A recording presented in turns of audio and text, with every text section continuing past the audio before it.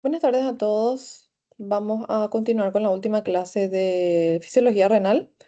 Vamos a estar hablando un poco de los líquidos corporales y de los riñones.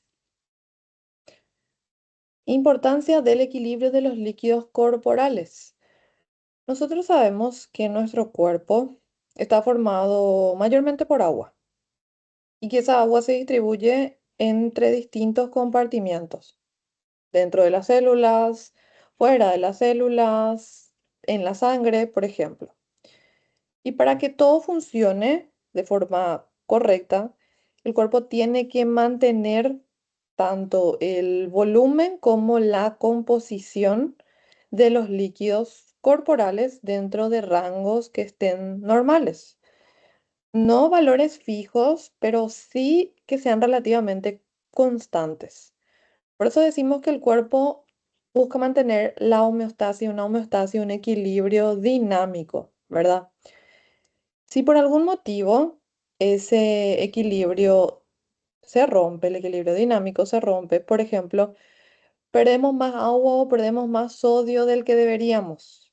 Ahí van a empezar a aparecer trastornos importantes, como por ejemplo lo que vemos en la imagen, un edema, una deshidratación, una hipernatremia o una hiponatremia, es decir, aumento de la concentración de sodio o disminución de la concentración de sodio. Y para que esto no suceda, el cuerpo tiene sistemas de control, sistemas como el riñón, los pulmones, el sistema endocrino, que ellos trabajan en conjunto para compensar cualquier cambio que se produzca. En medicina, entender estos mecanismos es algo fundamental, porque muchas patologías se explican justamente por la falla de estos sistemas de control, desde una simple deshidratación, como vemos en la imagen, hasta inclusive, en el peor de los casos, un shock hipovolémico, ¿verdad? Entonces, el objetivo de este tema es que nosotros podamos comprender cómo el cuerpo regula ese equilibrio, en especial cómo el riñón participa para mantener el volumen y la composición del medio interno. Cuando nosotros decimos que el cuerpo mantiene los líquidos relativamente constantes, no significa que nunca vaya a cambiar, que nunca cambie, sino que el cuerpo compensa continuamente las variaciones. Es un equilibrio dinámico, no es rígido. Cada día nosotros ganamos y perdemos agua de distintas formas. Por ejemplo, al tomar agua, al consumir frutas, al consumir distintos alimentos, nosotros incorporamos líquido, pero también nosotros perdemos líquido por la orina, por el sudor, por las heces o simplemente respirando. Respirando también perdemos líquido. Pero el cuerpo aún así siempre busca mantener un balance hídrico. Un balance hídrico, es decir, que lo que entra, la ganancia, sea prácticamente o aproximadamente igual que lo que sale, la pérdida. Este equilibrio es fundamental para que podamos mantener a la homeostasis. Si este equilibrio se rompe, por ejemplo, si sube la balanza del lado de la pérdida, si perdemos más agua de la que estamos ingiriendo, vamos a tener una deshidratación, vamos a tener una hipovolemia. Ahora, si ocurre lo contrario, si el cuerpo retiene más líquido, líquido que entró, líquido que ganamos, si el cuerpo retiene más líquido de lo que va a eliminar, ahí vamos a tener, por ejemplo, un edema. Y el riñón cumple un papel clave para ajustar justamente esa cantidad de agua que se va a eliminar o que se va a retener según lo que el cuerpo esté necesitando en ese momento.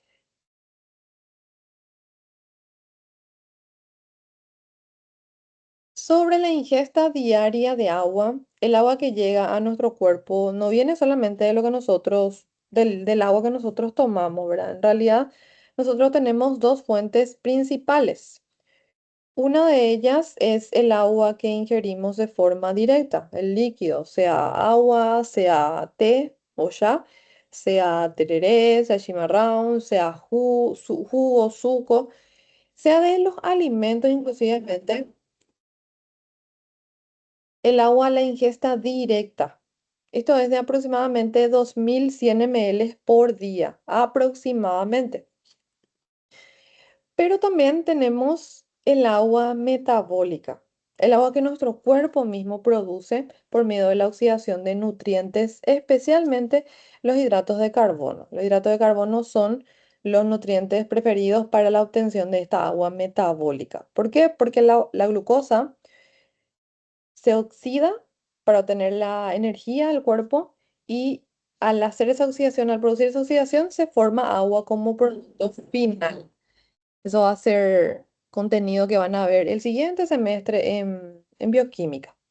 Entonces, nuestro cuerpo también es capaz de producir líquido, agua, de forma propia. En promedio, considerando la ingesta directa y el agua metabólica, vamos a tener un total de 2300 mililitros diarios aproximadamente, lo que puede variar, ¿verdad? Según el clima, según los hábitos alimentarios y según el nivel de actividad física. Porque cuando hace más calor, nosotros bebemos más agua. Cuando hace más frío, bebemos menos. Cuando consumimos alimentos muy salados, bebemos más agua.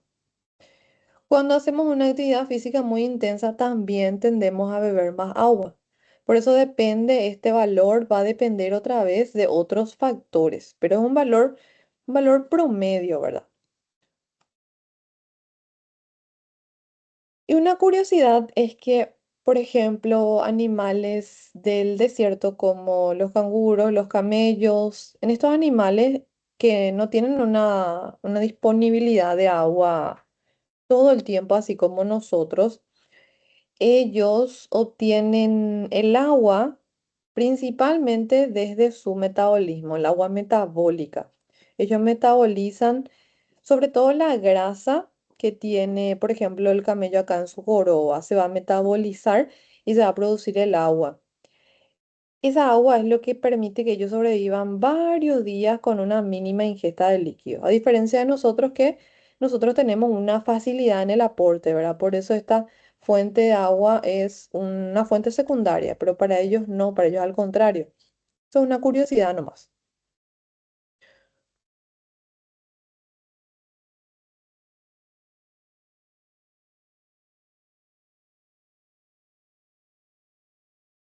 Así como hablamos de ganancia, de aporte, de ingestión, también tenemos que ver la pérdida diaria de agua.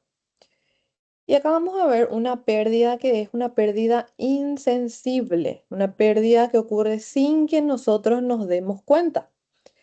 Una pérdida silenciosa, constante, incluso en el reposo, y que no tiene nada que ver con el sudor, con la sudoración. Es una pérdida que no es percibida, pero que se da todo el tiempo. Una de ellas son dos pérdidas insensibles que tenemos.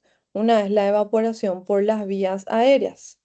Cada vez que nosotros inhalamos aire, especialmente cuando estamos en un ambiente muy frío, muy seco, o un ambiente con aire acondicionado, ese aire va a entrar seco, sin humedad, pero a medida que va pasando por la nariz, por la faringe, por la tráquea, a medida que va pasando, el cuerpo va a calentar y va a la vez humedecer ese aire que está ingresando. Esa humedad proviene de nosotros mismos, ¿verdad? De nuestras mucosas. Entonces, luego cuando nosotros inhalamos, el aire se humedece y se calienta, y cuando exhalamos, ese aire sale más caliente y ya sale cargado con vapor de agua. Aire exhalado sale con vapor de agua. Si se fijan en la imagen, es justamente eso lo que ocurre cuando hace mucho frío. Podemos ver ese humo blanco, que en realidad lo que es vapor de agua que se condensa por el aire frío. Pérdida en promedio es de 300 a 400 ml por día. Y importante, ¿verdad? Que aumenta esta pérdida de 300 a 400 ml, va a aumentar en aires, en ambientes más fríos o en ambientes más secos, cuando usamos mucho aire acondicionado, por ejemplo. Por eso sentimos que la garganta está más seca, la nariz también está más seca, o inclusive tenemos irritaciones hacia el costado de la nariz, o vemos la piel un poco más seca.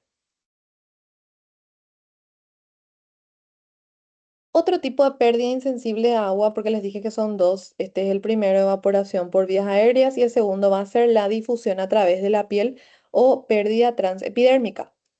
Esta pérdida también es una pérdida insensible, una pérdida que nosotros no percibimos, que no tiene que ver con el sudor. Les puse acá en color rojo para que les llame la atención. No tiene que ver con el sudor, es una pérdida pasiva, una pérdida por una difusión, inclusive si no estamos sudando, si no estamos transpirando. Es una pérdida que, a diferencia de la sudoración, no depende del sistema nervioso autónomo, no depende de si hace calor o si hace frío, no depende de las glándulas sudoríparas, no depende de nada de eso. Es una pérdida que se produce todo el tiempo sin que nosotros nos demos cuenta, minimizada por la capa córnea. La capa córnea, si recuerdan la parte histológica, es una de las capas de la epidermis. Vamos a ver en la siguiente imagen. Y esta capa va a actuar como una capa protectora para evitar que nosotros perdamos más líquido, más agua por medio de esta vía, ¿verdad? Por ejemplo, cuando esta capa córnea se daña en una quemadura o en una dermatitis inclusive, el cuerpo empieza a perder más cantidad de agua. Este valor promedio de 300 a 400 ml por día puede llegar a aumentar muchísimo más. Porque este valor, viendo, ¿verdad? 300 a 400 ml por día parece poco. Pero si nosotros no tenemos la capa córnea, va a ser muchísimo más cantidad. Inclusive podemos deshidratar nosotros solamente por esta pérdida transepidérmica. Por eso la piel no solamente cumple una función estética o una función protectora, sino que también cumple un papel bastante importante en el equilibrio hídrico. No tiene que ver con el sudor. Pérdida transepidérmica y sudor no son lo mismo.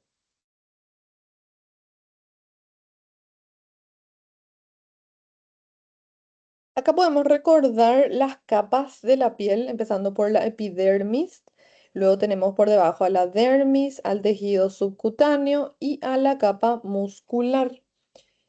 Y acá vemos una imagen más detallada de la epidermis, recordando todas las capas. Habrán visto en histología, ahora la que más nos importa es la más superficial, que es la capa córnea. La capa córnea, si ustedes recuerdan, está formada por queratina, capas de queratina, que contiene también lípidos, contiene también colesterol y actúa como si fuese un film, ese papel film impermeable. La capa córnea sirve para eso, para evitar que el agua que está acá en capas más profundas pueda llegar a pasar y eliminarse al exterior, evaporarse fácilmente. Por eso nosotros decimos que la piel actúa como una barrera de protección, no solo contra microorganismos, sino también contra la pérdida de agua de nuestro propio cuerpo. Por eso cuando esta capa se daña, por ejemplo, en quemaduras, en heridas, cortes, en exfoliaciones muy agresivas o en enfermedades como dermatitis, esta barrera se rompe y aumenta esa pérdida transepidérmica de agua. Es decir, vamos a estar perdiendo mucho más que 300 a 400 ml por día. Y acá tenemos un ejemplo claro de lo que sucede cuando esa barrera protectora se daña, se destruye. En caso de pacientes así con quemaduras que sean muy extensas, la capa córnea queda arrasada, desaparece. Y era nuestra protectora, nuestra capa protectora, la que evitaba esa pérdida de agua por evaporación. Entonces se pierde esa capa y el cuerpo queda totalmente expuesto. Y en casos así, la pérdida, la evaporación de agua puede aumentar 10 veces más inclusive, llegando a perder de 3 a 5 litros de agua por día solo por la piel. Eso sin contar las demás pérdidas que vamos a tener, pérdida por sudor, pérdida por heces, pérdida por orina. Solo a través de la piel podemos llegar a perder 3 a 5 litros por día de agua. Una pérdida bastante masiva. Y esa justamente es una de las causas, una de las principales causas del shock hipovolémico en los quemados, esa excesiva pérdida de agua, porque no solamente vamos a perder agua, vamos a perder electrolitos, vamos a perder parte del plasma, vamos a provocar vamos a disminuir bastante nuestro volumen circulante. A ver, poca sangre, poco líquido circulando en síntesis. Por eso, en unidades de quemados, una de las principales, una de las primeras medidas es la reposición hídrica, reposición de líquidos por vía intravenosa, a ver, por vena. Es algo que hay que hacer bastante rápido, hay que actuar bastante rápido porque el paciente puede colapsar en horas.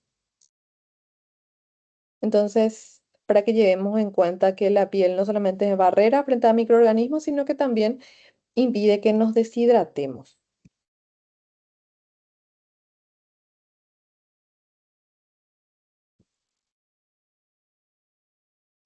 En un ratito,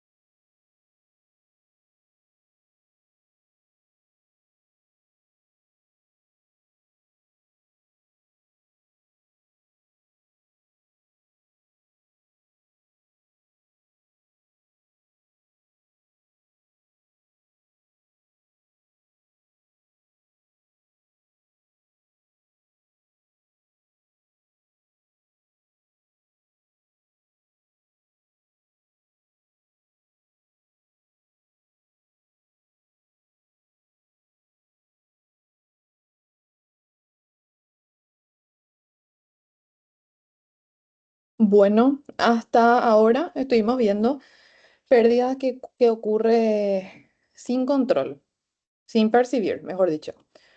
Pérdida transepidérmica y pérdida por la respiración, pérdidas insensibles. Ahora vamos a ver una pérdida que sí es regulada, que es la pérdida de líquido por el sudor. El sudor es principalmente una forma que tiene el organismo para eliminar el calor, una forma en la que no solamente vamos a perder agua, sino que vamos a estar regulando la temperatura corporal. Y esta función, esta sudoración está regulada por nuestro sistema nervioso autónomo, específicamente en su división simpática, que es quien va a estimularle a nuestras glándulas sudoríparas cuando la temperatura del cuerpo aumenta. En condiciones normales podemos ver que es de 100 mililitros por día, pero si hace calor o si la persona está haciendo un ejercicio físico que sea intenso, esa cantidad puede aumentar inclusive llegando a 2 litros por hora. 2 litros por hora, no 2 litros por día.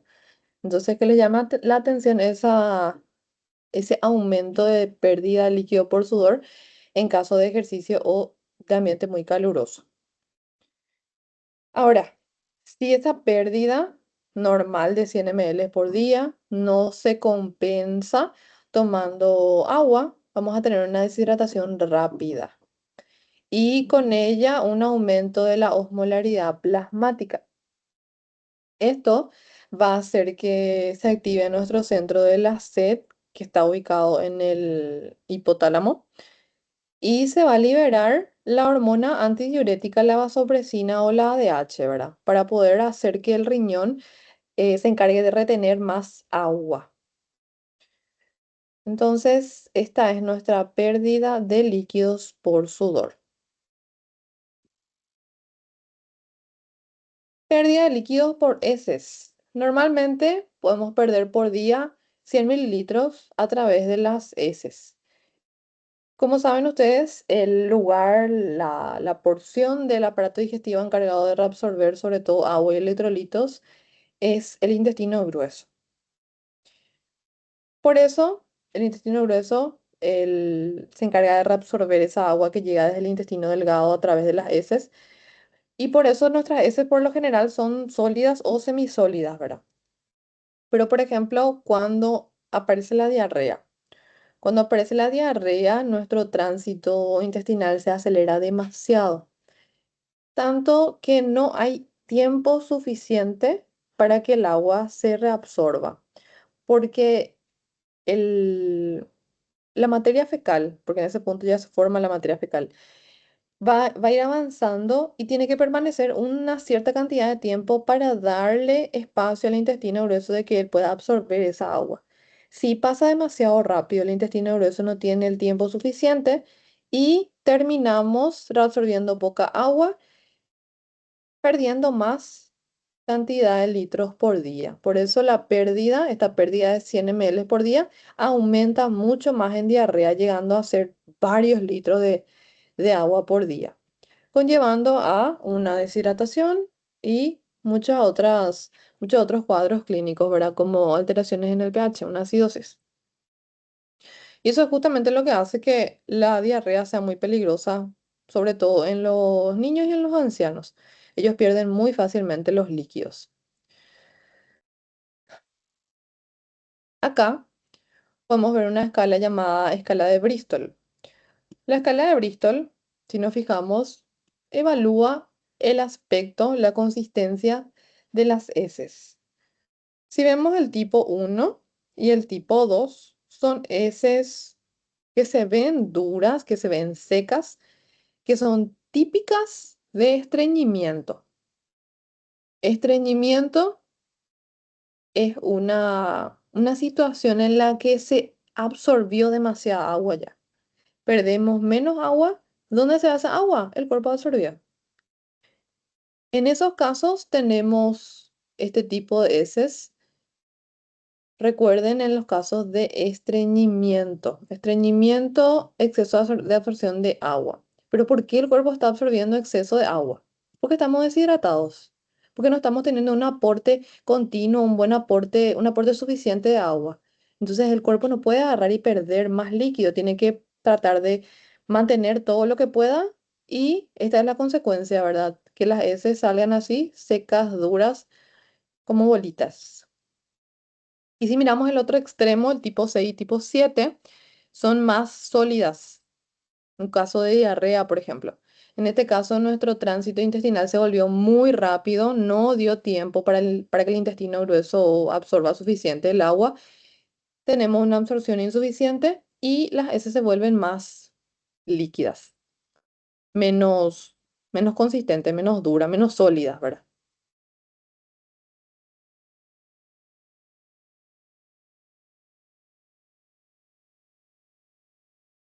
Pérdida de líquido por los riñones. Los riñones son nuestra principal vía reguladora del equilibrio hídrico.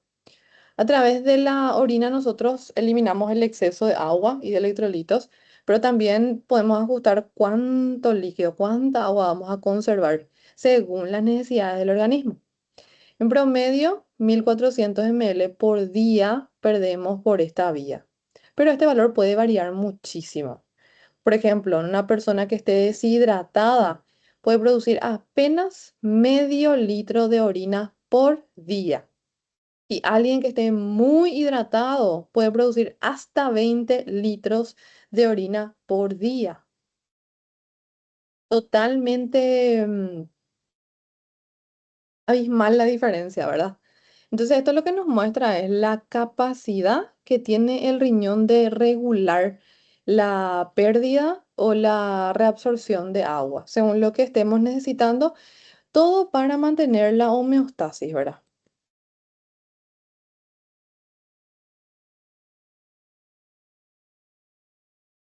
Esta regulación tenemos que recordar que está muy controlada por la hormona antidiurética, la ADH, por la aldosterona y por el sistema renina-angiotensina-aldosterona que les mencioné en la grabación pasada. Ellos van a ayudarnos en la excreción del agua, de los electrolitos como el sodio, el potasio, el floro. Y importante considerar, ¿verdad?, que en situaciones como la fiebre, como la diarrea o como la insuficiencia renal, el cuerpo no puede mantener su equilibrio hídrico y comprometemos en estos casos la homeostasis.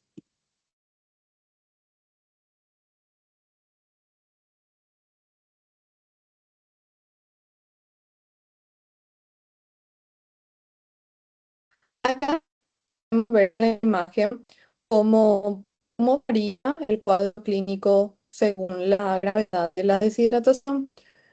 Tenemos una deshidratación que es leve, una deshidratación que es moderada y una deshidratación que es severa. Cuando la pérdida es leve, cuando estamos con una deshidratación leve, el cuerpo consigue compensar, aumentando la concentración de orina gracias a la ADH.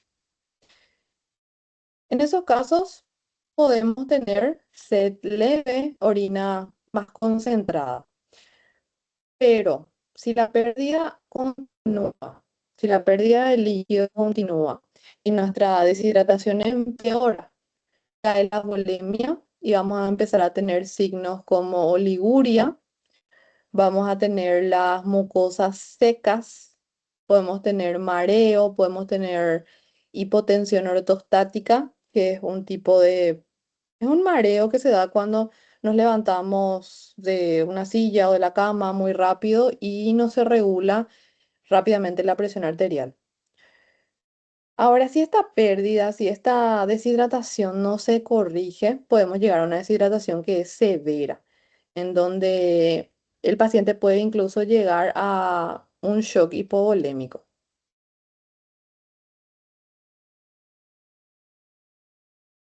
Esta es una tabla del libro en donde podemos ver el equilibrio hídrico diario de nuestro cuerpo. En condiciones normales, en esta columna, y durante un ejercicio intenso o muy prolongado en esta columna. En una persona en reposo, el ingreso total de agua más o menos es de 2300. Recordando que 2100 es de nuestros líquidos ingeridos, lo que consumimos, los líquidos que comemos y tomamos. Y una parte del metabolismo, el agua metabólica 200 ml. Sumando tenemos un total de 2300 ml de ingreso total de agua. La pérdida distribuíamos en varios tipos de pérdida, ¿verdad? Más o menos 700, 350 y 350 son pérdida insensible por medio de la piel y por medio de la respiración, los pulmones, la evaporación a través de la piel y la respiración, el aire exhalado. Después tenemos también un 100 ml y 100 ml por medio del sudor y de las heces. Y finalmente orina. El riñón, la pérdida por el riñón ronda los 1400 ml por la orina, que vemos que es la vía más importante y la más regulable, ¿verdad? Totalizando también una pérdida de 2300 ml. Ingreso y pérdida, recordemos que tienen que estar más o menos en un balance. Ahora, si nosotros pasamos al otro extremo, ¿verdad? Una situación de ejercicio muy intenso, prolongado, en donde vamos a ver cómo va a variar mucho más drásticamente la pérdida del ingreso, ¿verdad? En el caso de la pérdida, específicamente del sudor, podemos ver cómo de 100 en una persona normal en reposo pasa a 5000, a 5 litros por día o inclusive más, ¿verdad? Pero para compensar esa pérdida que hacen los riñones, reducen drásticamente su excreción de agua. En una persona normal en reposo, 1400 y una persona en actividad intensa, apenas medio litro de orina. Todo para compensar esta pérdida excesiva por la sudoración. Entonces vemos cómo el organismo se adapta, ¿verdad? A las diferentes situaciones en las que se encuentre, buscando siempre mantener un equilibrio, un cierto equilibrio.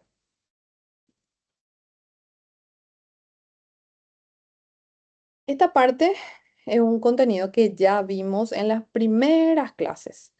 Líquido corporal.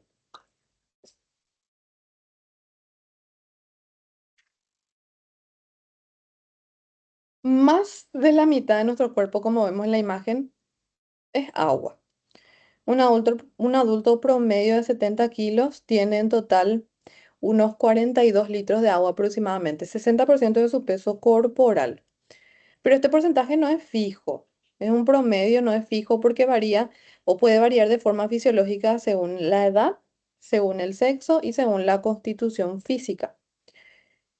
Recordamos, por ejemplo, los niños, esta imagen también ya habíamos visto, los niños tienen un porcentaje de agua mucho mayor que los adultos. También las mujeres o las personas con obesidad tienen menos agua corporal porque el tejido graso tiene menos agua que el músculo. Entonces, el sexo, el hombre también tiene mayor proporción de agua que la mujer porque el hombre normalmente tiene una masa muscular mayor que la mujer. El agua, el músculo retiene mucha más agua. Y acá en esta imagen vemos cómo va variando bastante lo que es el porcentaje de agua con la edad. En el feto vemos que prácticamente todo su cuerpo es agua, ¿verdad? 90% del peso de un feto es agua, lo que tiene bastante sentido, ¿verdad? Porque recordemos dónde está el feto, está en el útero, donde hay líquido. Y además todos sus tejidos están en proceso de formación, están como muy moldeables, muy hidratados. Después, cuando nace, este valor ya baja un poco, baja al 80%. Luego, durante la niñez, 70%. Pero llegamos a la adultez, que es nuestro promedio, que es lo que estábamos hablando, ¿verdad? El 60%, estamos hablando acá. Llegamos a la adultez, en el adulto aproximadamente el 60% del peso es agua.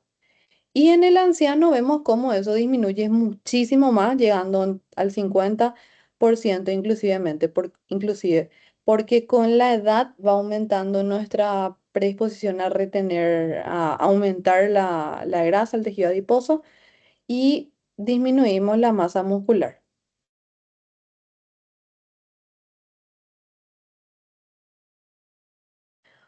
Ahora que ya sabemos el agua corporal, cuánto representa de nuestro peso, tenemos que recordar cómo está distribuida toda esa agua, todo ese volumen en el cuerpo. Y recordamos que teníamos dos compartimientos, el extracelular y el intracelular. El extracelular fuera de las células, el intracelular dentro de las células. El extracelular representa el un tercio del líquido corporal, mientras que el intracelular representa dos tercios. ¿Dónde hay más? En el intracelular, ¿verdad? Pero eso no significa que el extracelular no sea importante. El extracelular incluye nuestro líquido intravascular o el más conocido como plasma y el líquido intersticial, el líquido que está acá por fuera de las células. Y además de eso tenemos un tercer grupo que a veces he olvidado que es el líquido transcelular, incluyendo a los líquidos más especializados como el líquido sinovial, el líquido peritoneal, el pericárdico, el líquido cefalorraquídeo. En conjunto, estos líquidos conforman alrededor de 2 litros en un adulto, ¿verdad? Entonces, resumiendo, dos tercios en el intra, un tercio afuera, en el extracelular, y una menor parte en el compartimiento en el líquido transcelular. Esto es bastante importante porque cuando, por ejemplo, un paciente pierde sangre, el compartimiento que primeramente se va a afectar va a ser el intravascular, o sea, el extracelular, pero después más adelante también el intravascular como consecuencia. Cuando nosotros transpiramos, cuando sudamos, el cuerpo no está sacando agua de acá desde las células, sino que está sacando del plasma, está sacando de la sangre. Pero como que el cuerpo va a buscar después mantener el equilibrio nuevamente, el agua de las células va a salir, va a dirigirse como para buscar compensar eso perdido en la sangre recientemente. Por eso el sudor primeramente va a producir una deshidratación extracelular, o sea, del plasma, y luego si es que la persona no se rehidrata, vamos a tener también como consecuencia una deshidratación intracelular.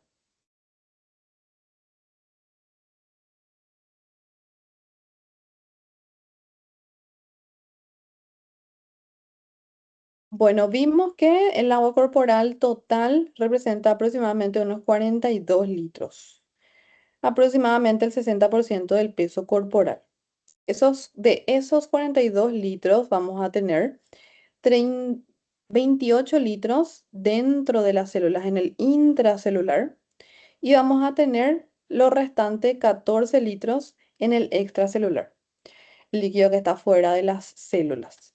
Y dentro de ese extracelular nosotros tenemos al líquido intersticial con con una cantidad de 11 litros de agua y el plasma con una cantidad de 3 litros de agua.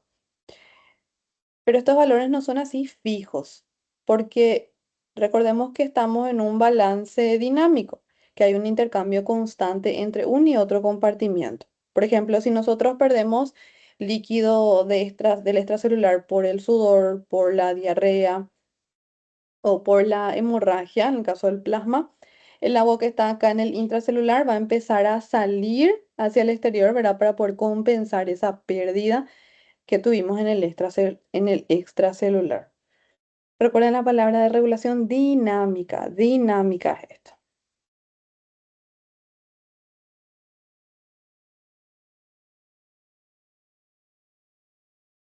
Esta es una figura del libro de Guyton, en donde vemos de forma muy esquemática cómo se distribuye el agua corporal. Tenemos de los 42 litros de agua en total, tenemos que en el intracelular, o sea, dentro de las células, se mantiene unos 28 litros. Ahí vemos mejor. Dentro de las células tenemos unos 28 litros de agua. En el intracelular, dentro de las células de nuestro cuerpo, 28 litros y lo que resta sería 14 que vamos a dividir otra vez en el extracelular, en el líquido intersticial. Vamos a tener un 12, un 11%, perdón, una cantidad de 11 litros Y en el plasma vamos a tener unos 3 litros aproximadamente, sumando en total los 14 litros que tiene el líquido extracelular. Entonces, en ese esquema, además de ver la cantidad de líquido distribuida en cada espacio, podemos ver cómo está separado por este lado, nuestro plasma de nuestro intersticio, de nuestro líquido intersticial. Acá tenemos a la membrana capilar y vemos flechas en los dos sentidos, haciendo alusión a que hay un intercambio entre un compartimiento y otro compartimiento. Acuérdense, un equilibrio dinámico, un intercambio dinámico hay acá, en los dos sentidos. Y también entre el líquido intersticial y el líquido intracelular tenemos una barrera que sería la membrana de la célula, la membrana celular, con las mismas flechas. Ahora acá a la derecha podemos ver que también tenemos un ingreso. ¿Cuáles eran nuestros ingresos? Nuestros ingresos eran a través de los alimentos, a través de los líquidos y a través del agua metabólica. Y nuestras pérdidas corresponden a pérdida a través de la sudoración, pérdida a través de la piel, la pérdida transepidérmica, pérdida a través de los pulmones, la respiración, pérdida por las heces, pérdida por la orina.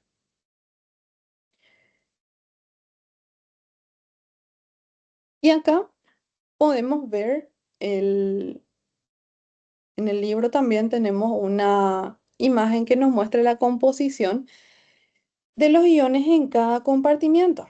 Vemos que en el extracelular nosotros tenemos una mayor proporción de los iones sodio y como aniones tenemos al cloruro. Ahora en el intracelular vemos que hay más proporción de potasio, cosa que ustedes ya saben. También tenemos más proteínas en el intracelular. Recuerden que dentro de la célula hay muchas proteínas enzimáticas, muchas proteínas estructurales, entonces predomina la cantidad de proteínas dentro de la célula. Así también el fosfato, que es importante para la formación del ATP. Y también tenemos que recordar acá que esta diferencia iónica era importante para mantener nuestro potencial de la membrana, para que podamos cumplir con las funciones, ¿verdad? Por ejemplo, de la contracción muscular, que habíamos visto también al inicio del semestre.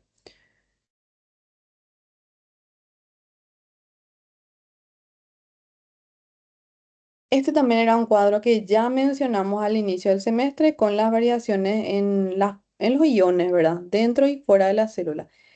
Dentro de la célula vemos que predomina el potasio con 145 a 155 miliequivalentes por litro. Fuera de la célula predomina el sodio. Estos valores yo les había dicho que ustedes tienen que saber y les vuelvo a repetir, son valores que tienen que saber. También vemos dentro de la célula una mayor cantidad de fosfato, importante para la formación del ATP, una gran cantidad de magnesio, una gran cantidad de proteínas. Fuera de la célula vemos una gran cantidad de cloruro. También fuera de la célula vemos una gran cantidad de bicarbonato. Y esta diferencia entre el sodio y el potasio y muchos otros iones, porque van a ser influidos de forma secundaria, va a ser gracias a nuestra bomba de sodio-potasio, una de nuestras bombas más importantes, que constantemente está sacando sodio y metiendo potasio a la célula.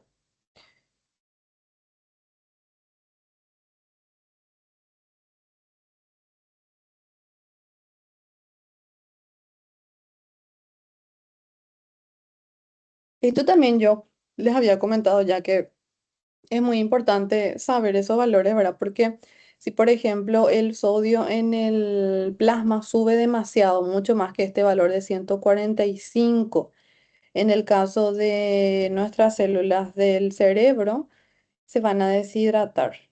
Vamos a, podemos llegar a tener confusión, mareo, coma.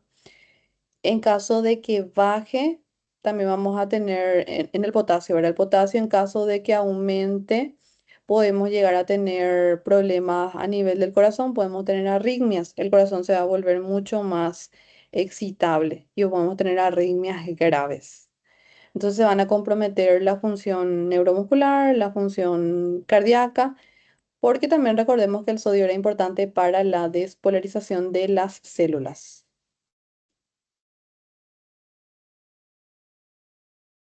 Importancia de las diferencias entre el líquido extracelular y el intracelular en las quemaduras graves. Cuando una persona sufre una quemadura grave como la que vemos en la imagen, la piel pierde esa función que tenía de protegernos, pierde esa función de barrera protectora, porque normalmente la piel con su capa córnea va a evitar que nosotros perdamos líquido.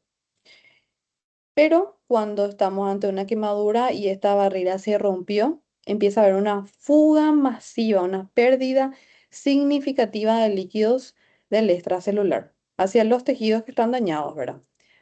A eso tenemos que sumar que también hay una inflamación tisular,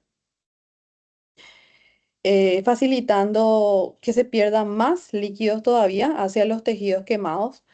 Por eso el paciente suele tener, en donde está quemado, suele tener como edema, como medio sobrelevada la piel.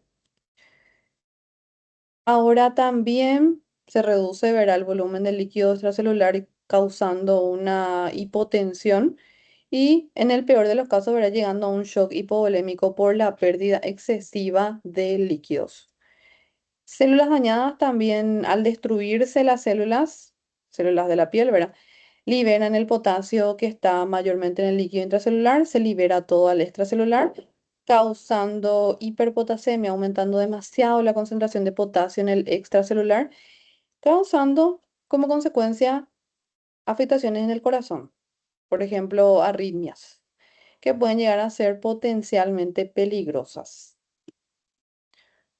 Por eso, en las unidades de quemados, el tratamiento inmediato más importante de todos es la reposición de líquidos por vía intravenosa con soluciones que tengan sodio para recuperar otra vez el volumen del líquido extracelular y prevenir el shock. En resumen, estas quemaduras pueden tener consecuencias graves si no se corrigen a tiempo.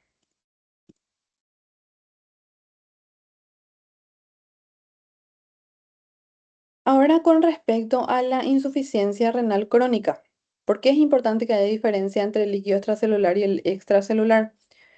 En la insuficiencia renal, el principal problema es que los riñones no están filtrando de forma adecuada la sangre. Entonces, el cuerpo no puede eliminar de forma correcta o de forma suficiente ni líquido ni electrolitos como sodio y potasio. Entonces, como consecuencia, el líquido extracelular se empieza a acumular, no estamos eliminando, se empieza a acumular líquido, agua y las sales. Y como consecuencia vemos clínicamente que el paciente va a presentar edema, hinchazón, sobre todo en los miembros inferiores, piernas y tobillos. Retención de sodio también, el sodio es el principal ion del medio extracelular. Y cuando su concentración aumenta demasiado, se produce un gradiente osmótico, ¿verdad? También habíamos mencionado eso en las primeras clases, que hace que el agua se mueva hacia donde hay un exceso de los solutos para buscar equilibrar nuevamente el aumento de la osmolaridad. Y eso empeora la hinchazón. Es decir, cuanto más sodio tengamos, más agua, más líquido se va a retener. Por otro lado, el potasio, que normalmente está dentro de las células, también empieza a aumentar en el plasma porque los riñones no pueden eliminar. Eso genera una hiperpotasemia y ya les mencioné bastantes veces que el exceso de potasio puede causar arritmias en el corazón. Entonces, en el tratamiento acá, lo que se busca principalmente es controlar el nivel de los líquidos y de los electrolitos. Y cuando definitivamente el riñón ya no puede hacer de forma natural, ya no puede hacer esa filtración, esa eliminación de forma natural, hay que recurrir a la diálisis, como si fuese un riñón artificial, ¿verdad? Para eliminar todo lo que no le esté sirviendo al organismo.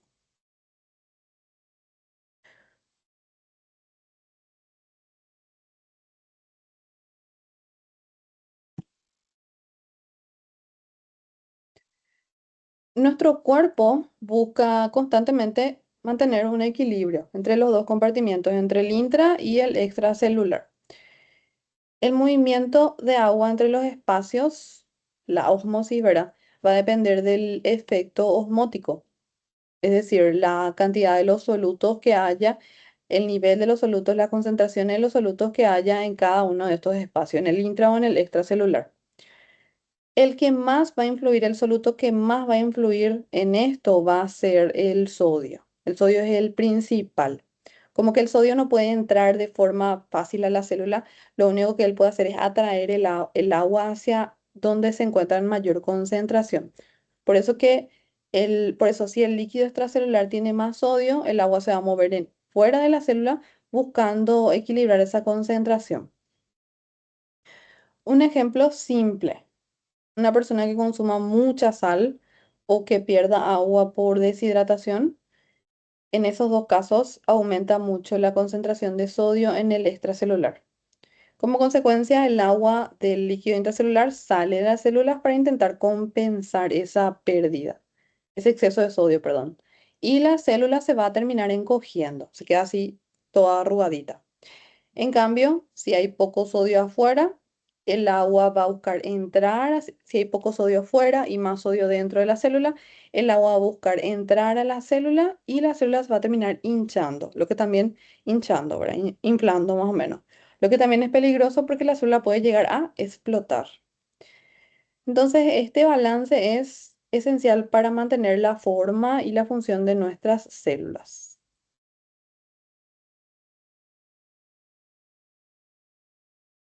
Y la ósmosis ya vimos también anteriormente, es el paso de la célula, del agua, perdón, a través de una membrana del lado menos concentrado hacia el lado más concentrado.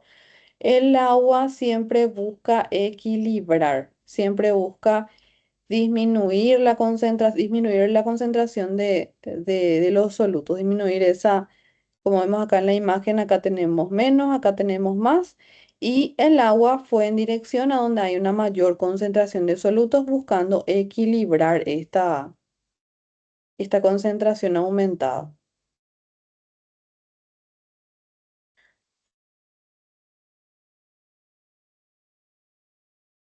Osmolaridad. La osmolaridad, yo les había dicho que tenemos que relacionarlo con la concentración. La osmolaridad en el plasma nos va a indicar qué tan concentrado o qué tan diluido está nuestro plasma.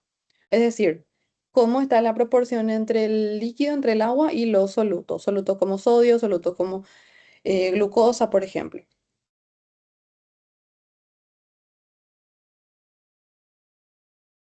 Normalmente, en condiciones normales, este valor es más o menos de 300 miliosmoles por litro. Este es el valor del equilibrio entre el agua y los solutos. Cuando tenemos, por ejemplo, un aumento de estos 300, llegamos a 350 miliosmoles por litro, significa que nuestro plasma está mucho más concentrado. El cuerpo perdió agua, por ejemplo, por sudor, por diarrea, por fiebre. Esto ocurre en la deshidratación. El cuerpo pierde más agua que solutos. Y en este caso, en la deshidratación, recuerden que primero perdemos líquido extracelular, entonces el agua va a salir desde las células hacia el extracelular, haciendo que estas células se encojan, o sea, se disminuyan su tamaño, se arruguen. En cambio, si de los 300, que es lo normal, bajamos un poco, perdemos un poco de osmolaridad, bajamos a los 250 miliosmoles por litro. En estos casos el plasma decimos que está mucho más diluido. Es raro la sobrehidratación, pero puede llegar a darse. Sobre todo cuando se administran por vía intravenosa, verá líquidos que son líquidos hipotónicos. En este caso, el agua, como que ya hay demasiado, como que el plasma está muy diluido, ¿verdad?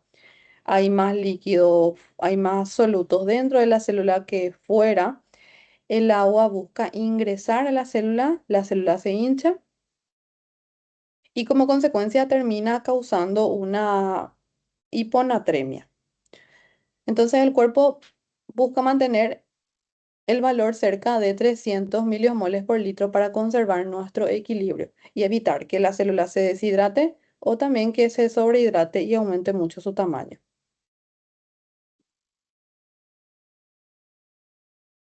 Líquidos isotónicos, hipotónicos e hipertónicos. Estos tres líquidos, tipos de líquidos, son fundamentales para entender cómo el agua se mueve dentro o fuera, cómo, en la dirección que va a tomar el agua, dentro o fuera de la célula, si va a entrar o si va a salir. Primero, tenemos al líquido isotónico. Este tipo de líquido tiene la misma concentración de solutos dentro que fuera. Vemos que es prácticamente lo mismo. Acá tenemos los nombres, ¿verdad? El interior de la célula y el exterior de la célula. Misma concentración tanto dentro como fuera de la célula. Por eso no hay un movimiento neto de agua. El agua entra y el agua sale, pero en igual proporción. La misma cantidad que sale, entra nuevamente. Por eso la osmolaridad es igual a la de la célula, no hay movimiento neto de agua y la célula va a mantener su tamaño, no va a tener alteración, ni va a aumentar ni va a disminuir, va a permanecer con su forma habitual, forma normal. Ahora pasamos al líquido hipertónico. Hipertónico. En el líquido hipertónico vemos acá en la imagen que tenemos mucho más solutos afuera que dentro de las células. Entonces el exterior está muy concentrado y el agua va a buscar salir, va a buscar ir en dirección a donde hay más concentración de solutos para buscar equilibrar. Entonces el agua de las células va a perder, el agua de las células se va a perder y la célula se va a encoger, se va a deshidratar.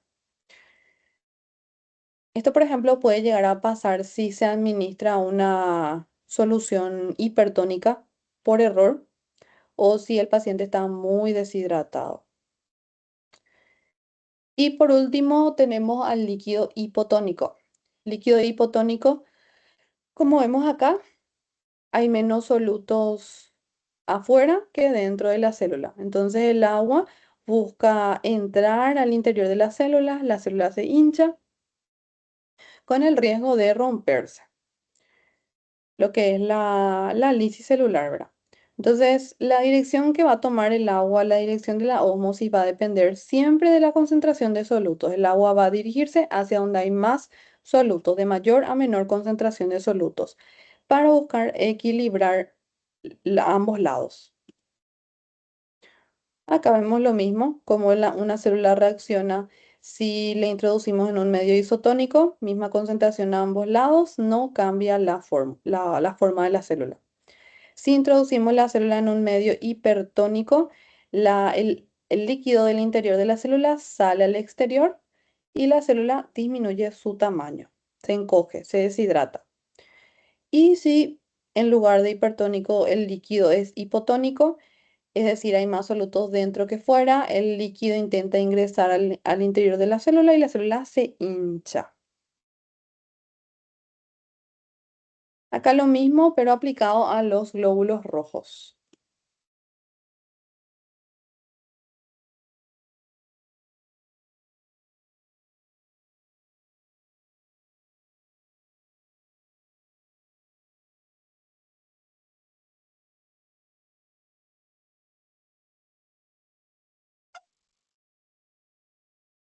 Para terminar, vamos a ver un poco unos casos clínicos muy relevantes para su futura práctica clínica.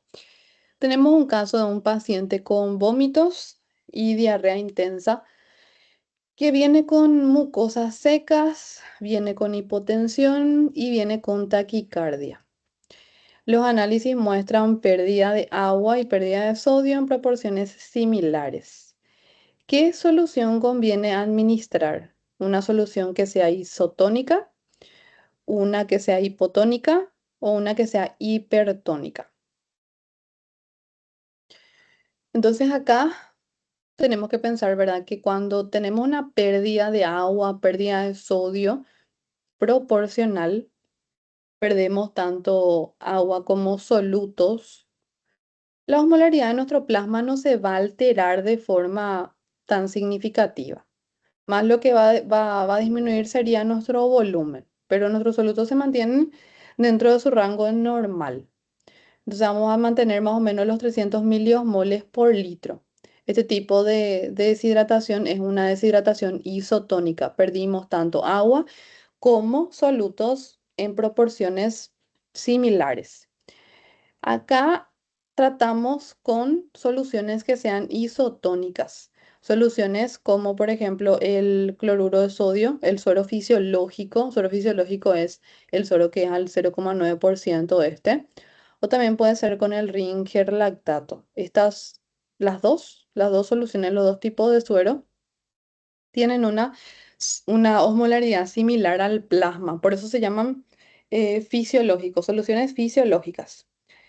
Entonces, si administramos uno de estos dos sueros, vamos a tener un aumento de la cantidad de líquido extracelular, un aumento del volumen, pero no vamos a tener una alteración del equilibrio osmótico del interior y del exterior de las células. Ahora, ¿qué pasaría si en lugar de administrar una de estas dos soluciones, la fisiológica, una de estas dos, administramos una solución hipotónica? En este caso, si la solución fuese hipotónica, el agua va a buscar entrar a las células, pudiendo causar un edema. Y si fuese hipertónica, sí que el agua saldría de las células provocando una deshidratación. Entonces, en resumen, este es un cuadro de pérdida de volumen, pero con osmolaridad normal. Reponemos específicamente el volumen para restaurar lo que es la volemia, pero no alteramos el equilibrio celular. No buscamos que el agua salga o que entre en las células. Buscamos que sea isotónica, que haya un movimiento, que no haya un movimiento importante, que sea neto, que lo que salga entre también en la misma proporción. Segundo caso, paciente con traumatismo craneal que presenta edema cerebral. En este caso vemos el tejido cerebral está inflamado, esto es lo normal y este es inflamado. Las células del cerebro están edematizadas, como dice el enunciado. En estos casos, ¿por qué se va a administrar una solución hipertónica?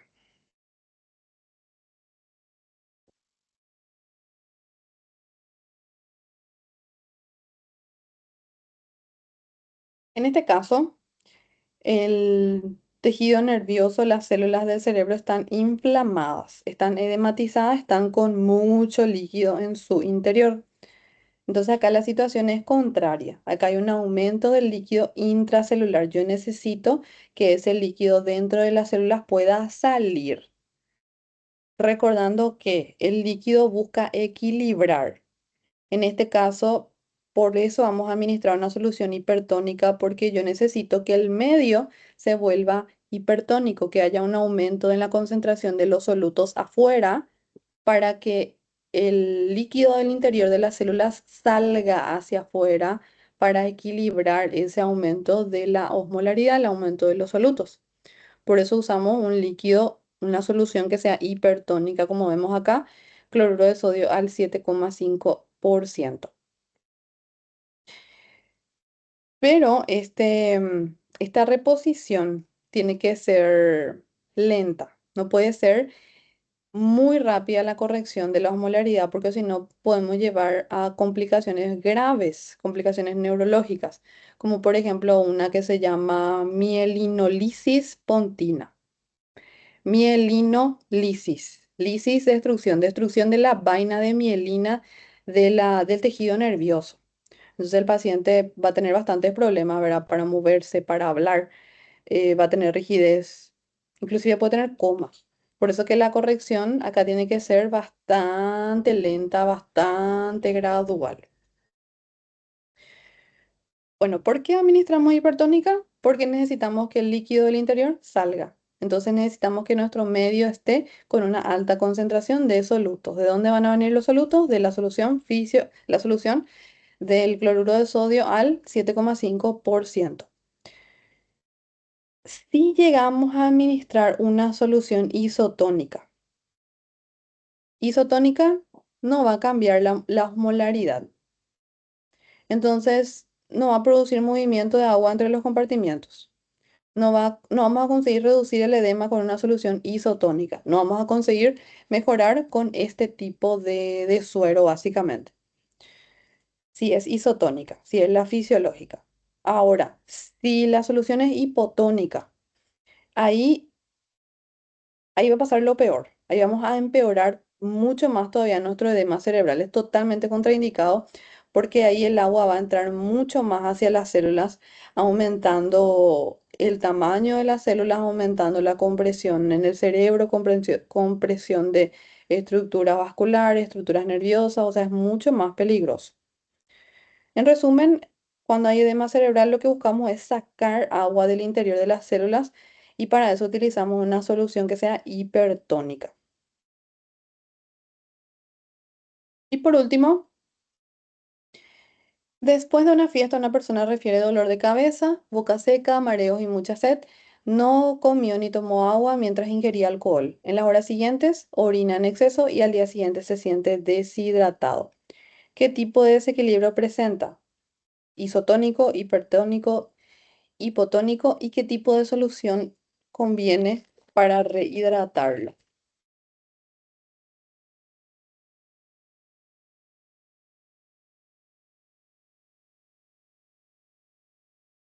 Recordemos que el alcohol, el etanol, inhibe la liberación de la ADH, inhibe la liberación de la hormona antidiurética.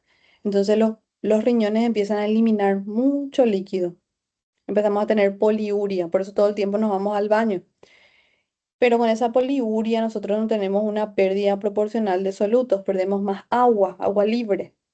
Como resultado, perdemos más agua que sodio y nuestra osmolaridad plasmática aumenta. Los solutos en el plasma se concentran más porque perdimos más líquido. El plasma se vuelve hipertónico.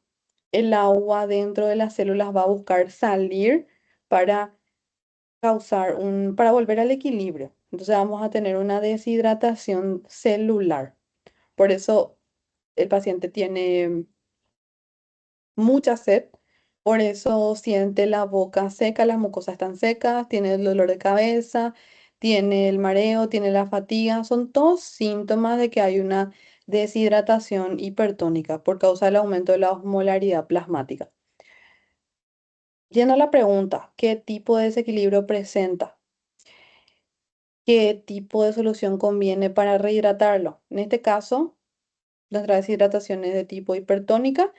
Y la solución más conveniente para rehidratar es la solución hipotónica.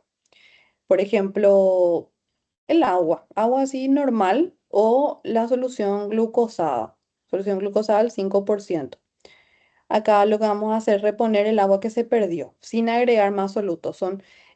Recuerden que hipotónica se refería a que, volvemos a la imagen para recordar, hipotónica hay menor osmolaridad que la célula, o sea que fuera hay menor osmolaridad, el agua busca entrar al interior de las células desde el líquido extracelular. Y justamente ese es el problema en esos pacientes, ¿verdad? Tenemos una deshidratación celular y necesitamos que el agua busque entrar al interior. Por eso el líquido administrado tiene que ser hipotónico. Y es eso. Si administramos una isotónica o si administramos una hipertónica, no vamos a solucionar. Las células van a seguir deshidratadas.